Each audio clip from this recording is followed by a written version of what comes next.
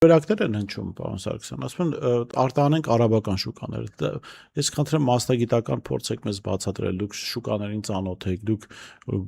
գործար նաև շրջանակների հետ սերտ հարաբերություններ ունեք։ Այդպես արաբական շուկան այդ պատրաստ բաց է,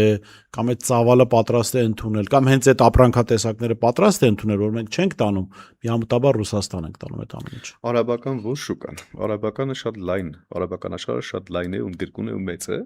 բայց այսքան ժամանակ մենք հարուստ երկրներ նկատում ենք, աղքատների հետ ուղղվածությունը այդպես ավելի շատ եղել է դեպի Արաբական Միացյալ Էմիրություններ,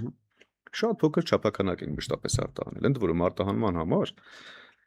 միայն սերտիֆիկացումները, բանակցությունները, որպեսզի կարողանան արտահանում իրականացնեն, տևում են 5-ից 7 տարի, դրանց մեծ մասը այդպես էլ արդյունքի չեն հասնում։ Մեր լավագույն բրենդների ջուրը, սովորական խմելու ջուրի եւ ոչ թե գազավորված ջերմուկ եւ այլն, շատ այսպես բարձր մակարդակի արտադրություններ, բավականին այդպես միջազգային սերտիֆիկացված եւ այլն որակյալ արտադրանքներ չեն կարողանում արաբական շուկա մուտք գործել։ Ուղղակի չեն կարողանում։ Գումարած օրինակ նույն Արաբական Միացյալ Էմիրությունները սկսել է ջերմատների կառուցումները ու բավականին հաջողության է հասել։ Նույն լոլիկի պահանջարկ այդպես շատ չունի էլ, ինքը տեղում արտադրում է իր ներքին սպառման համար։ Հետևաբար շեշտադրումը անել, խաղադրույքը կատարել արաբական շուկայի վրա կոնկրետ երկրի կտրվածքով, սա ուղղակի աննորմալություն է։